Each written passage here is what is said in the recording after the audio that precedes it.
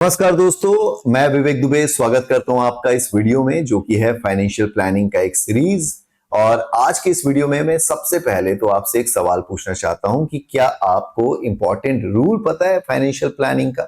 नहीं पता है तो इस वीडियो को जरूर देखें। आपको आज मैं एक बहुत जरूरी रूल समझाने वाला हूं जो मैंने पहले खुद समझा, उसके बाद आप लोगों के लिए वीडियो बनाया।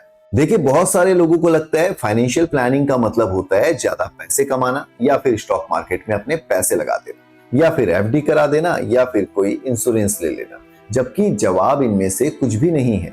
आज मैं आपको फाइनेंशियल प्लानिंग का एक ऐसा रूल बताने वाला हूं ना, जिसको अगर आपने समझ लिया तो फिर आपकी सैलरी चाहे 15,000 हो या फिर 5 लाख हो, आप सही तरीके से अपने फ्यूचर को सिक्योर बना के चल सकते हैं और भविष्य में आपको फाइनेंशियल लेवल पे कोई प्रॉब्लम फेस नहीं करना पड़ेगा। पर अगर आपने इस रूल को इग्नोर कर दिया तो महीने के अंत में आपकी सैलरी कितने भी हो, जेब आपकी खाली हो जानी है, यानी कि अकाउंट जो है वो पूरी तरीके से ब्लैंक हो सकता है। तो सबसे पहले तो अभी हम एक छोटी सी कहानी समझते हैं। ये जो कहानी है ये दो दोस्तों की है, एक का नाम है राहुल और एक का नाम है मोहन। दोनों की जो सैलरी है वो है 50,000।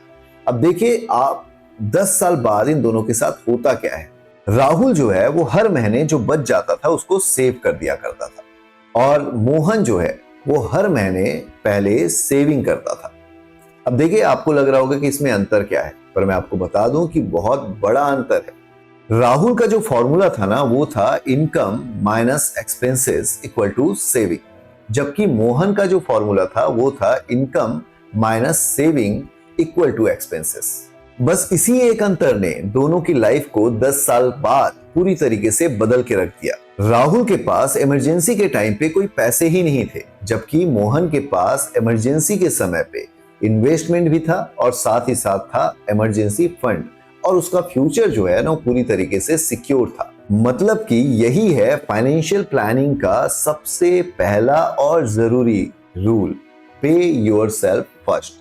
अब चलिए ये भी समझ लेते हैं कि पे योरसेल्फ फर्स्ट का मतलब क्या होता है।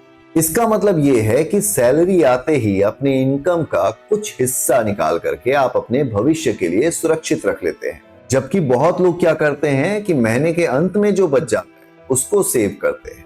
और इस वजह से कई लोगों के साथ ये होता है कि उनके पास महीने के अंत में कुछ बचता ही नहीं। क्योंकि होता क्या है, जब आपके पास पैसे होते हैं तो आपको लगता है कि चलो यार मूवी देखने चले जाता हूँ, या फिर हमें लगता है थोड़ा शॉपिंग कर लेते हैं, या फिर हमें लगता है ऑनलाइन मुझे कोई प्रोडक्ट पसंद आ गया तो उसे ऑर्डर कर देते हैं। कभी एक्स्ट्रा मोबाइल रिचार्ज कर लेते हैं तो कभी फिर बर्थडे का पार्टी बना लेते हैं। पर एट द एंड हमारे पास जो भी सैलरी आई थी वो सैलरी हो जाती है पूरी तरीके से खाली, यानी हमारा अकाउंट हो जाता है फिर से ब्लैंक और हम वेट करते हैं अपने अगले सैलरी डेट का। और तो और बहुत लोग ये भी कमिटमेंट करते हैं कि यार मैं अगले महीने से प्रॉपर सेविंग करूंगा, जबकि ऐसा उनके साथ हो ही नहीं पाता। इसीलिए एक्सपर्ट कहते हैं कि सेविंग कोई ऑप्शन है ही नहीं, बल्कि पहला जो ऑप्शन है आपके पास वो है अपने एक्सपेंसेस को मैनेज करना, यानी अपने खर्च को सही तरीके से मैनेज करना। आपको पता होना चाहिए कि आपको अपने पैसे कहाँ पे खर्च करने हैं। पर अब इन सब में एक सवाल ये आता है कि अगर मुझे शुरुआत में ही सेविंग करनी है, यानी अपने पैसों को सेव करना है, तो कितना पैसा सेव करना है?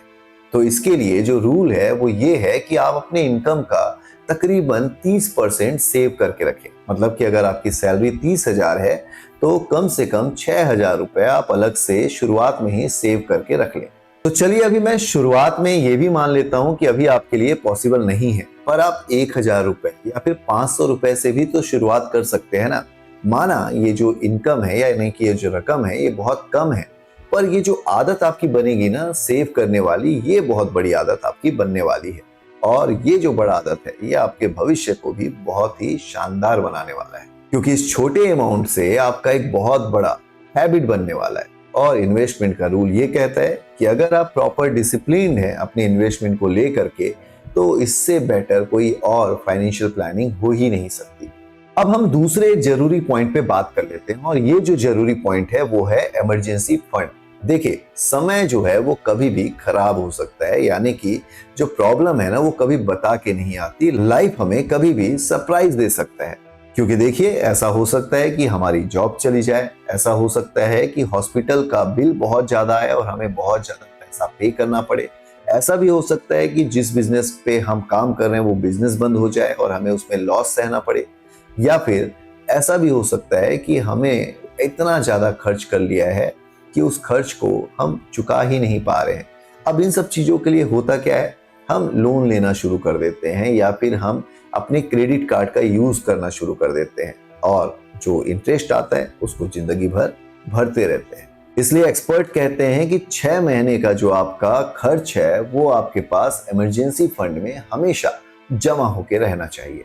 तो एक चीज आपको ये याद करके रखना है कि इमरजेंसी फंड किसी तरीके का इन्वेस्टमेंट नहीं होता, ये होता है आपका प्रोटेक्शन। देखिए, अब हम आखिरी समय पे आ चुके हैं अपनी इस वीडियो में और मैं आपको बता दूं कि फाइनेंशियल प्लानिंग का मतलब इन्वेस्टमेंट बिल्कुल भी नहीं होता, बल्कि ये 5 चीजें होती है।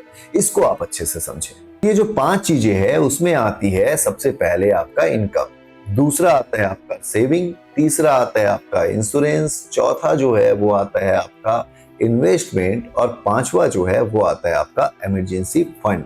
ये 5 पिलर मिलकर के ना आपके लाइफ को एक फाइनेंशियल तरीके से स्ट्रांग बनाते हैं और अगर इसमें से कोई भी एक पिलर कमजोर हो गया तो फिर आपका जो भविष्य है वो भी एक तरीके से कमजोर हो जाती है। तो दोस्तों, अब आज की इस वीडियो से आपको केवल एक ही बात याद रखनी है कि रिच वही बनता है जो प्रॉपर सही तरीके से फाइनेंशियल प्लानिंग करता है, ना कि वो जो ज्यादा पैसे कमाता है। तो अब आपको क्या करना है, सैलरी आते ही सबसे पहले अपने फ्यूचर के लिए कुछ पैसे अलग करके रख लेने हैं। तो अगर आज की इस वीडियो से आपको कुछ सीखने को मिला होगा तो सबसे पहले तो आप यार इस वीडियो को लाइक कर दें और कमेंट में मुझे जरूर बताएं इस सवाल का जवाब कि आज से आप अपने सैलरी का कितना पैसा जो है वो सेव करके रखना शुरू कर रहे हैं शुरुआत में ही, यानी सैलरी आते ही आप कितना पैसा सेव करना चाहते हैं।